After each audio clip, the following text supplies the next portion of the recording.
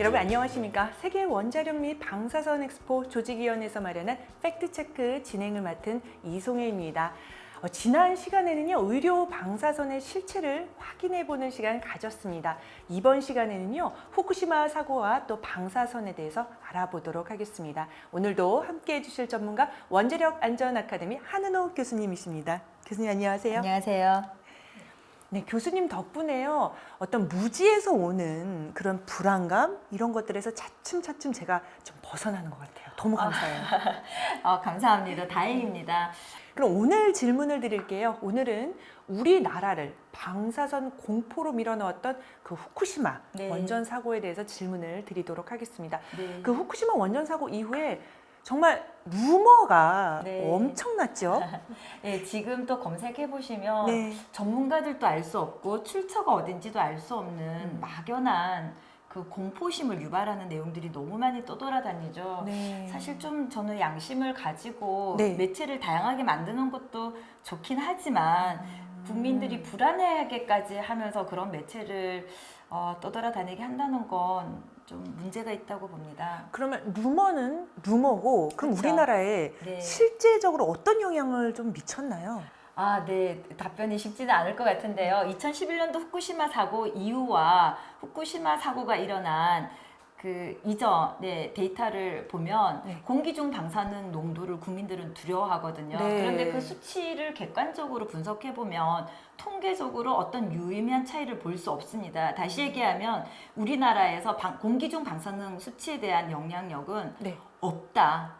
영향을 미치지 않았다라는 표현을 할 수밖에 없어요. 아직까지는. 그리고 2013년도 일본이 특정비밀보호법이라는 법을 제정하면서 정보 공개에 대해서 굉장히 신중한 자세를 보이고 있어요. 그래서 그 부분은 아마 없지 않을까, 영향력이 없다라고 밖에는 사실 설명할 수가 없고요. 지금의 데이터로는. 그런데 사회적인 파장이 컸죠. 루머에 대한 파장. 네. 전 또 이런 얘기도 들었거든요, 교수님. 그 바람이나 공기를 타고 방사선이 날아와서 마스크를 꼭 써야 된다. 이런 얘기도 들었고요. 또 바다에 그 노출된 방사선 때문에 수산물이 오염돼서 회를 절대 먹으면 안 된다. 이런 얘기까지 들었거든요. 좀 답변 좀 부탁드릴게요. 네. 후쿠시마 사고 이후에 9시 뉴스들을 보면 방사능 비가 내린다, 방사능 마스크를 착용해야 된다라고 일반인들이 탑 뉴스에 그런 모습들이 보였습니다.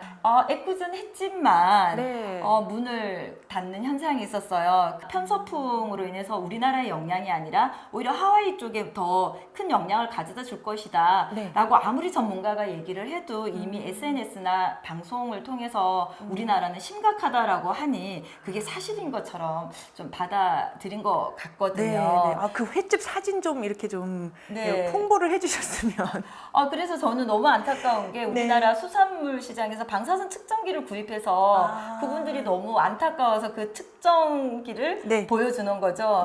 근데 글쎄요, 드셔도 됩니다. 물론 회 알러지가 있다거나 다른 문제가 있으신 분들이면 몰라도 방사선 때문에, 방사능 물질 때문에 그럴 필요는 없다라고 제가 단언을 하고 싶습니다. 그 부분은. 그 사고가 났을 때뿐 아니라요, 지금까지도 여행 간다 그러면, 일본 간다 그러면은 다들 막 말리는 그런 분위기예요. 교수님, 일본 여행 가도 될까요? 네, 제가 지난달에 일본을 다녀왔고 지난주에 또 회의차 일본을 다녀왔는데요. 원자력 발전소가 있는 지역을 다녀왔습니다. 그러니까 저는 굉장히 자유롭게 일본을 여행을 가고 또 가보시면 많은 분들이 또 거주하고 계세요. 아무 두려움이 없어요, 실제로 가보면. 그런데 물론 사고가 일어난 후쿠시마 원전 발전소 인근에서는 혹시나를 대비해서 방사능 농도가 높은 것은 곳들은 사람들이 출입할 수 없도록 해놨습니다. 그러니까 그곳에 출입하지 않는 이상 대부분의 지역들은 아무 문제 없이 여행하셔도 문제가 없지 않을까라고 생각합니다. 그렇군요. 그 교수님과 함께하는 팩트체크는 오늘이 또 마지막인데, 우리 함께하는 그 시청자분들을 위해서 혹시 전하고자 하는 메시지 있으신가요? 네. 지금 후쿠시마에서는 이제 그 지역을 정상화하겠다라는 캠페인을 시작을 하고 있습니다. 그런데 우리 국민은 굉장히 또 두려워하고 있거든요.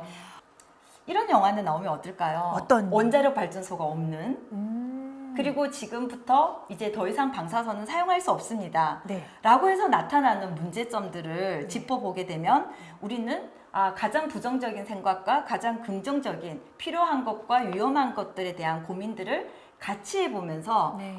어디가 더 필요한 걸지, 네, 네. 우리가 뭘 선택할 건지 균형 있는 가치 판단을 하지 않을까. 항상 우리의 문제는 뭐냐면 한쪽의 정보를 듣고 편견을 가지다 보니까 네. 잘못된 결정을 하게 되는 경우가 종종 있습니다. 네. 그래서 양쪽의 얘기를 같이 듣고 균형 있는 가치 판단을 하는 게 좋지 않을까라는 네. 생각이 듭니다. 또 네. 다른 재난 영화 하나 나오겠네요.